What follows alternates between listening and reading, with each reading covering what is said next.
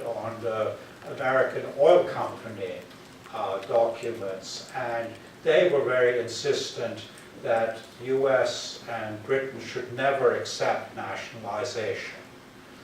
Again, why? Often a straw argument is given is the American companies wanted to replace the British company in Iran. That's not really the reason. For them, if the nationalization succeeded, then other countries such as Venezuela, Kuwait, Indonesia, all these places where there were American oil companies would be then directly affected. That nationalization in Iran would be a direct threat to American interests elsewhere. So you get actually documents back and forth between Standard Oil and McGee, and McGee is assuring them that America would not actually accept nationalization because he knows this would disrupt the whole world oil business because this would be a contagion that would follow from one country to another country. And of course, the American oil companies would be just as vulnerable as the British. No, but you don't actually need it to go into these documents to realize that there was double talk. What was being said in public was different from negotiations. One of the first books on Persian oil, written by Elwell Sutton, actually gets to that core issue right in that book, which was published in 1955. Now, Elwell Sutton didn't have access to secret documents. He had basically experience from working in the oil industry, being a British diplomat. When he wrote the book, he was a professor of Persian literature in Edinburgh. But his main forte was that he was intelligent at reading documents and statements. It's like I.F. Stone.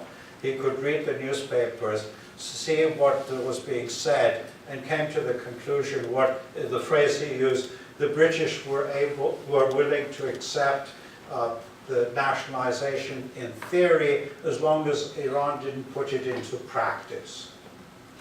So that becomes the crux of it. And I would say the new historians that blame Mossad there, in fact, are being misled by public statements instead of looking at the actual what was being negotiated. And you see the negotiations, of course, it's first with the oil company, then you have Harriman mission to Tehran, then you have the mission from Britain to Tehran, then you have Mossad there negotiating in Washington. In all these discussions, there's always the willingness to accept the theory of nationalization, but not its practice.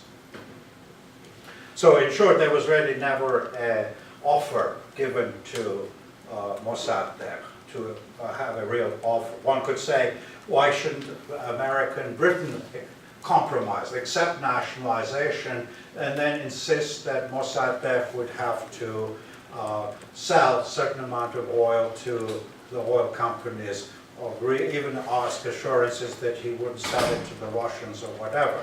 You could get, once you accepted actual real nationality, then you could try and have some negotiations. But they weren't willing to do that because for them, nationalization was confiscation. Confiscation was basically a violation of the rights of private property, and violations of private property, they even say it's the end of the civilized world as we know it. Of course, later on, they had to accept it in the 1970s, almost every country nationalized their oil. But in the 50s, it was sort of seen as very outrageous demand. Interestingly enough, even though we seem to think that Mossad failed eventually because of the coup and so on, and this was later in the 60s, oil companies kept on saying to countries, don't nationalize, don't think of nationalization. Remember what happened to Mossad. They would actually say that. But I just read a paper by an American historian. He calls it Mossadegh madness. In the 1970s, when OPEC got going, the actual oil experts who pushed for nationalization, and they were mostly Arab intellectuals, Arab economists, they were all great admirers of Mossadegh. So they had actually studied the Mossadegh experience. And some of these names we don't know. There's some guy called Nicholas Sarkis from Lebanon, apparently was very important in Gaddafi's negotiations. And once Gaddafi nationalized, the other countries quickly nationalized. So ironically, by the 1970s, Iran was the first country to nationalize, failed, and then it was the last country to actually really nationalize, because by then every other country in the Middle East had taken over control. And of course the oil companies could deal with that because they were making enough profits in downscale, downshore basically sales, and the loss of control was not the end of the world for them. But in the 50s, again, you have to put everything in context. In the 50s, this was seen as a horrendous act. In fact, one American oil company executive told McKee that it would be better if Iran became communist rather than nationalize its oil. So this puts it in how they thought in the context. Another area where I think documents mislead is an incident that is very important, I think, in Vistahashta Mordad, which is Mossadegh's interview with Henderson, the American ambassador. This is a crucial, I think, mistake Mossadegh made, and it was, if the documents we have could confirm it later once they're published, is that in this meeting, Roy Henderson was very much involved in the coup, but part of the strategy of the coup was that he would be out of the country when Roosevelt implemented the coup, so he wouldn't be implicated. When the first part of the coup failed, he rushed back to Tehran and asked for a meeting with Mossadegh. So he had a meeting right before Vistahashta Mordad, a few hours after he returned. And this is, I think, a crucial, basically, meeting. We don't have a full document, actually, of what happened, because this period the documents are missing. There's one document which is from the British source, and it's probably a report from Roosevelt, written for Britain. And the document says Henderson and Mossadegh had a meeting, and then it goes ... and then after that it says things began to happen. So we'd love to know really what's in the ... We can figure out from what Henderson leaked to the Time magazine, and also he mentioned in his oral history he gave to Columbia, which is that in that meeting there was back and forth, because Mossadegh knew that the CIA had been involved in the attempted coup, so there was basically a very tense situation. But at some point, Henderson threatens Mossadegh, says basically, the American government is not sure you're still the legal prime minister. We hear that the Shah has appointed Zahedi. We're considering basically not recognizing you as prime minister. And then he says, Americans are being threatened, there's violence in the streets, the only way we can continue to support you is to establish law and order. You have to keep the streets clear, act strong against any demonstrations. And in that, later in his oral history, it says Mossadegh picked up the phone and ordered the chief of staff and the military commander of Tehran to be able to use force to clear the streets, and also gave instructions that supporters should keep out of the streets. And this, he says, actually Time magazine says this was the fatal mistake of Mossadegh, because he instead of calling his supporters in the streets, he told them to stay home. And of course, staying home then opened the field for the tanks to come in and carry out the coup. And this is, I think, part of the strategy of the coup. And this is one reason I think the documents haven't been released, because another sensitive issue is it's one thing to have CIA carry out coups. CIA is an organization that's supposed to do covert activities, but ambassadors are not supposed to get involved. So ambassadors themselves would be self-censoring. So in Henderson's report to Washington, it's very heavily self-censored. He doesn't really admit that he was part of the coup, but he was basically reporting that this is the pressures he put on Mossad. Declared, and they tend to minimize the importance of this Henderson-Mossad meeting. The final arena that's important in documents is how far was this coup ready to do with the Cold War?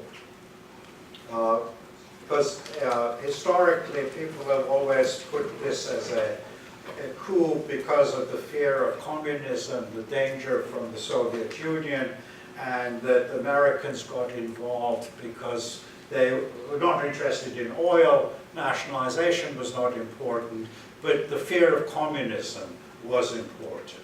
So here again you see American writers are sympathetic to Mossad there, and even are critical of the coup. They say, and the bottom line is they say, well, it may have been a terrible mistake, it was a tragedy, but you have to understand the motivations are understandable. The CIA was interested in saving Iran from communism, and therefore the whole coup is put in the context of communism. And of course this argument can be easily supported, because if you look at the documents, the statements at the time, they're always citing the Cold War. This was the height of the Cold War. The Cold War existed. It wasn't imaginary. But the problem is, in this issue of nationalization, the coup, how much did it really have to do with the coup?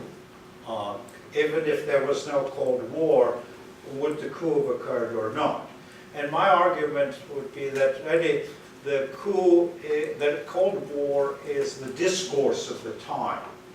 So anything you wanted to do at that time, you could very justify by the coup. There's the language of the time. And each politician tended to use it. But a historian has to actually be more careful and see what's really going on. Do these people who cite the Cold War as the motivation, maybe there are other reasons why they're doing what they're doing, and the coup is basically, the Cold War is a language of justification. So I think that during this period, if you wanted to throw your grandmother under the bus, you could always say it was necessary for the Cold War. So it's a justification.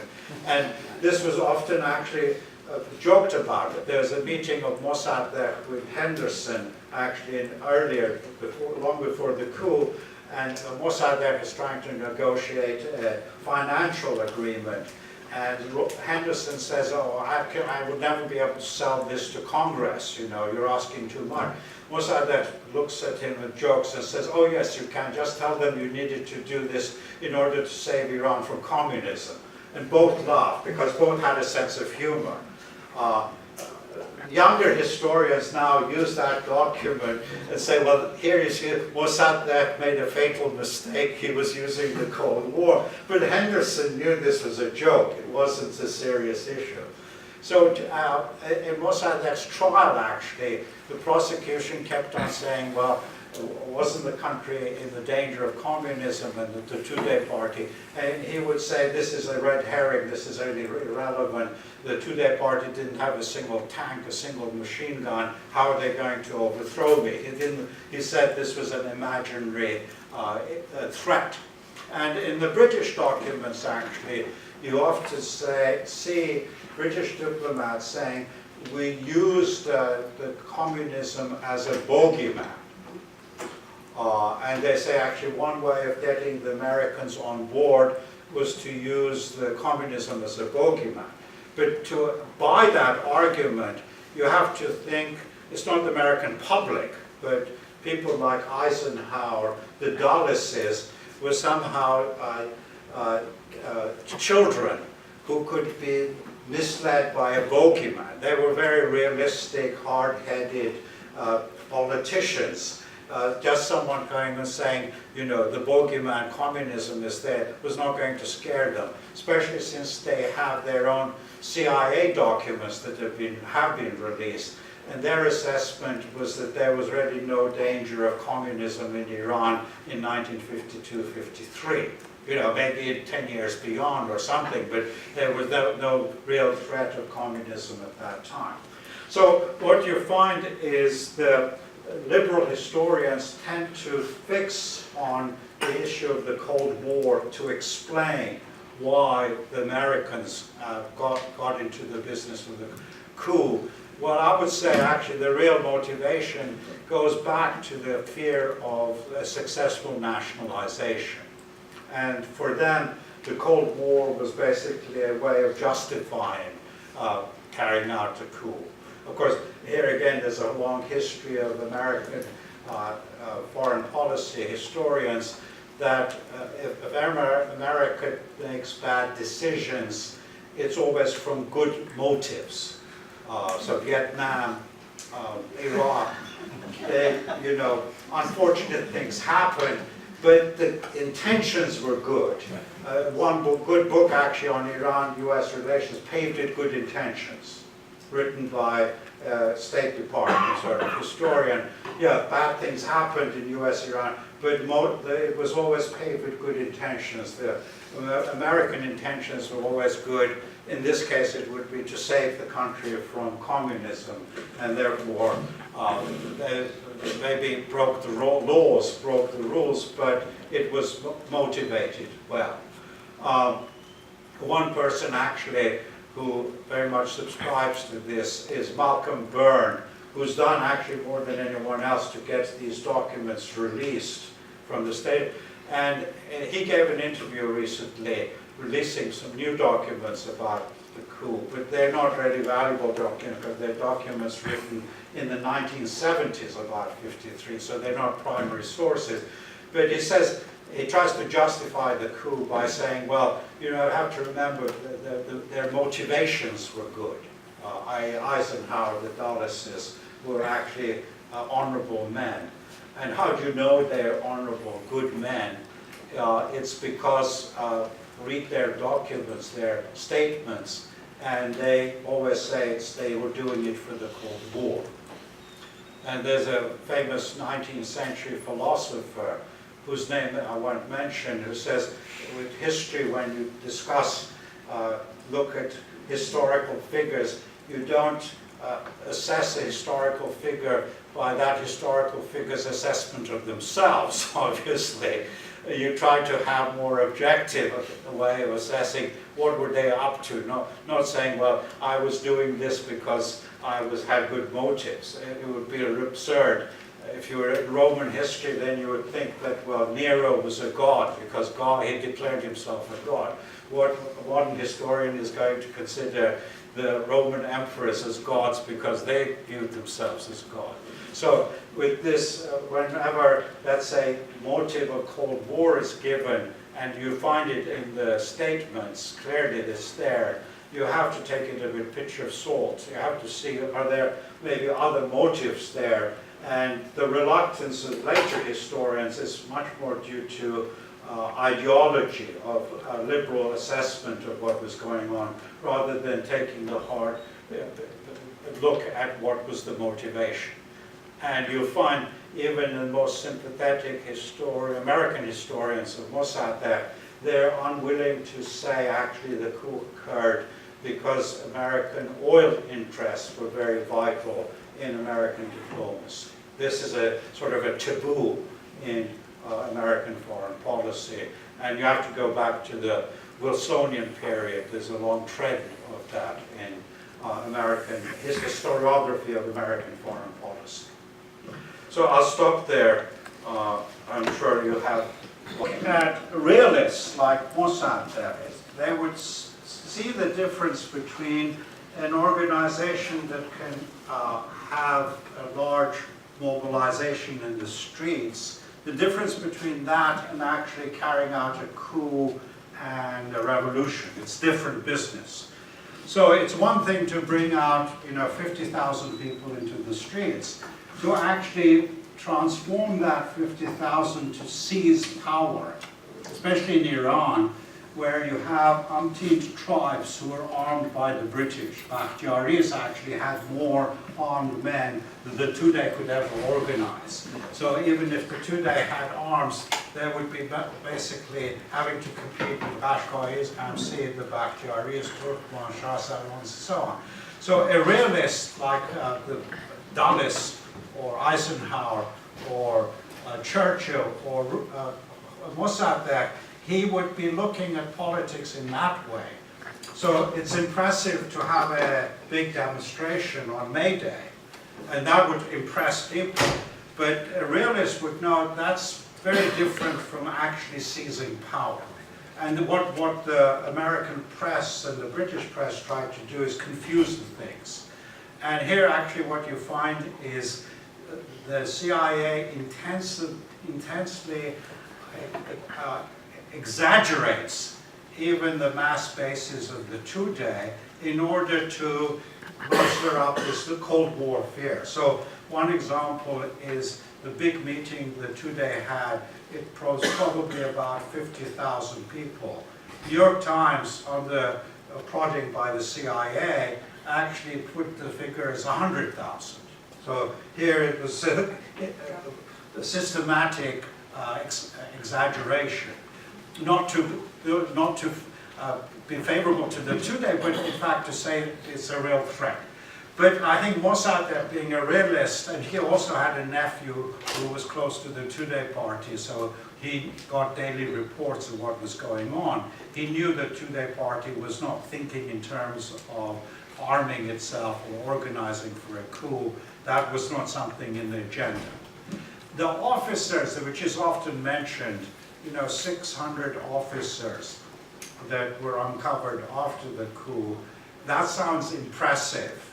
And then the argument is, well, why didn't they stop the coup or carry out their own coup? If you have 600 officers, you could do it. Again, you have to be realistic. The Iranian army was heavily officered. 600 was not much. There was something like 60,000 officers in Iran.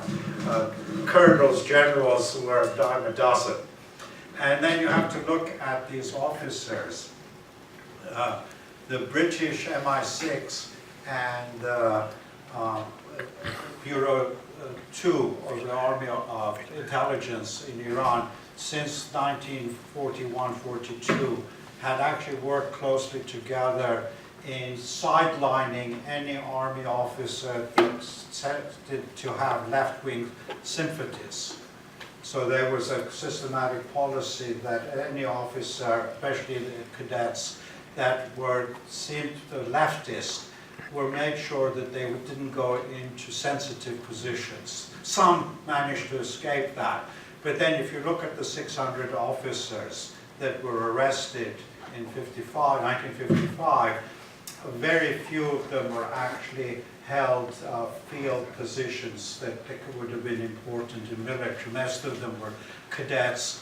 They were in the gendarmerie, the police, in teaching professions. If you're a lecturer in the military academy, you might have a pistol, but you're not in a position to carry out a coup. So the real important positions, which were tank officers, were very carefully screened. And there you do get one or two two-day officers, but the vast majority of officers tended to be right-wing and were actually vetted that way. So again, Mossad would probably have known the mechanics of that. He knew that there was really no military threat from the Tudeh. Again, in the Cold War thing, when you look at these historians who start to stress the Cold War, they say, well, look what happened in Czechoslovakia. There was a coup in Czechoslovakia, the communists took over, so in Iran the same thing could have happened. But Czechoslovakia is such a different society than Iran. Czechoslovakia was highly industrialized, mainly unionized, urbanized, huge organized communist party, no countervailing forces, no tribes, Bakhtiaris you would find in Czechoslovakia to oppose. So it's a very sort of imaginary bogey they should use to justify the coup. I think communism... In the Ahmadinejad period, he constantly didn't bring in the name of Mossad, but the oil issue. And this, of course, resonated among people, and there is some similarities of that, you know, it's the sovereign right of the country to nationalize, sovereign right of the country to have oil, to have a nuclear program, that the West is trying to deprive Iran of its basically legal rights to have nuclear technology. So these, there were those parallels which he was using. And I think as long as Bush was around, that worked. Because for what Bush, the administration was saying was, yes, in theory, every country has the right to have a nuclear research, nuclear program, but Iran is not responsible enough to have a nuclear program, so Iran should not have any nuclear program. So it's similar like the British and the US position. Iran has the right to nationalize, but Iran isn't mature enough to run its oil on it. So there was parallels there. But I think once Obama came in, it's different because Obama already accepted the right and actually implementation of a nuclear program as long as there was safeguards not to have weapons programs. So that sort of took out the wind out of the sails there. So that's why I think it made it much more saleable in Iran once that difference came. So then look at that. And here, of course, the answer would be to look at historically the link between the Pahlavis and the military. So that goes back to the Reza Shah period. The Shah always acted as primarily the military commander-in-chief of the country, secondly as the Shah. So there was a very close link between both Shahs and the army officers. But even if you look at pictures of the Shah, he is invariably in military uniform in this period, and not in civilian. So again, the Shah personally had to look at the files of anyone promoted to the rank of major and above. So he tried to know personally. So there was that, you could say, Pahlavi link with the military. So of course there were some army officers that didn't fit into that, but the ones that were promoted and encouraged would have been the much more royalist officers. And without that, of course, the coup couldn't have occurred. The CIA had to use those. But the interesting thing is, those officers themselves didn't think of carrying out a coup. It had to be someone from the CIA, MI6, coming and organizing them. So to say, well, it was indigenous, you would have to say, well, why didn't these officers carry out the coup? In fact, when the Americans and the British started thinking about the coup, Zahedi presented himself to them as the person to carry out the coup. And they were, of course, very impressed. But once they looked at Zahedi, they discovered he had no military support. He was a big bluffer. You know, he was a retired officer, and people in the retired officer club probably drank a lot of whiskey and chatted, but they were not the people to carry out military coups because they were not in the barracks. So they had to find somehow 24, 25 tank officers actually in the field to be able to carry out the coup. So that's one element, the military element. And of course, because the army was so linked with the Pahlavis, when Khomeini came to power, he made sure that that institution was not going to hang around for long. So one of the casualties of '53 coup was the Iranian minister of the new. Of course, as soon as the new Majlis came, they could then elect someone else. But in the meanwhile, the Shah didn't have the power, the authority to actually appoint Zahedi as prime minister. So that's why the loophole Mossad was using, well, these farmans, he said, were forgeries. It wasn't the Shah's signature, someone else had signed. It may be true, actually, we don't know. You know, the Shah was so cautious, he could have asked someone else to sign for him. And this way, again, he could say no. We know from the Wilbur report that there was some funny business about the signatures, because the original coup was delayed 2 days because they couldn't get the signatures, and he says, well, it was due to typical Iranian incompetence. I can't believe that it was that. There must be something going on that they didn't get the signatures. And if you see the Farmans, it is funny, because the signature is way different from the actual the document. So it looks like either someone has signed something, then someone had written the statement, or someone had, after the stay, someone had added a signature that we don't know. My own personal, actually, don't quote this, but I think Wilbur could have, he was actually a forger. Wilbur was a forger, and his specialty was identifying forged art. So besides being a CIA agent, he was a forger. So he could have quite, maybe the 2 days delay was they took the documents to Cyprus and got Wilbur to sign. But that's my only, because one time I talked to Wilbur, he made some funny statements about the signature that made me think maybe he was more involved than he would have admitted. Doesn't give him the option. So, but my second question was that, you know, when I read about the events, about the things that happened then, you know, I have the feeling that nothing adds up. You know, there are big contradictions. For example, I can give you an example. They say that Ahmad Matin Daftari, I think, says, or one of the Matin Daftari says that he carried a letter from Kashani to Mossad a couple of days before the coup, warning him about the coup. And my nationalist family members always called Kashani a traitor to Mossad. And you know, the Mossad people don't like him and say that he was a traitor. And I don't think that Ahmad Matin Daftari or the people around Mossad would lie about such a letter. Anyways, there are some holes, yeah. Actually, one hole that it's apparently, you know, the instructions to bring the tanks into Tehran on Bistash or Murdad, where did the orders come from?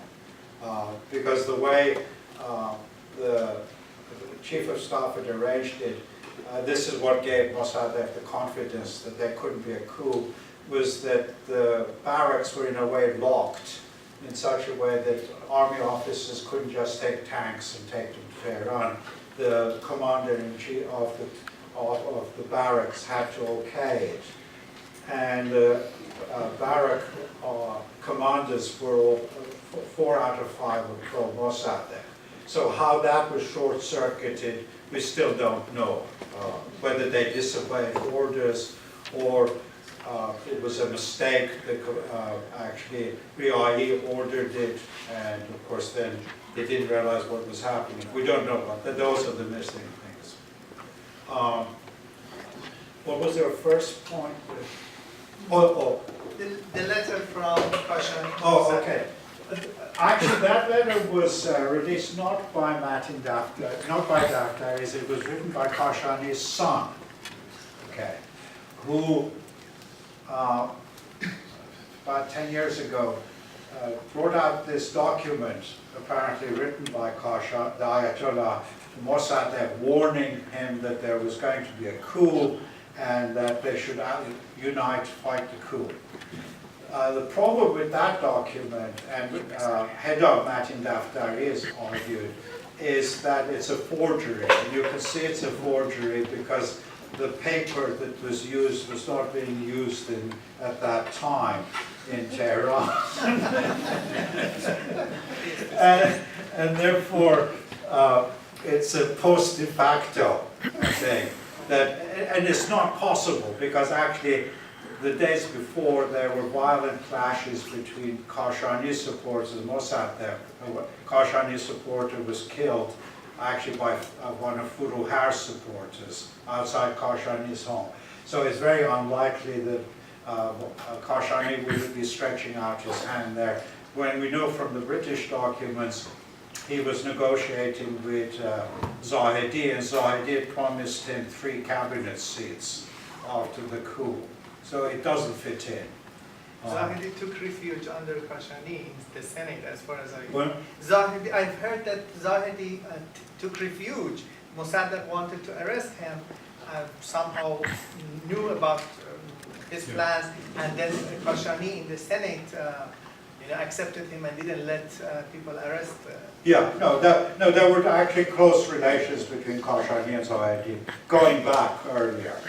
And it's clear that part of the coup strategy was not necessarily bring Kashani into the coup, but offer him things after the coup that would keep him quiet.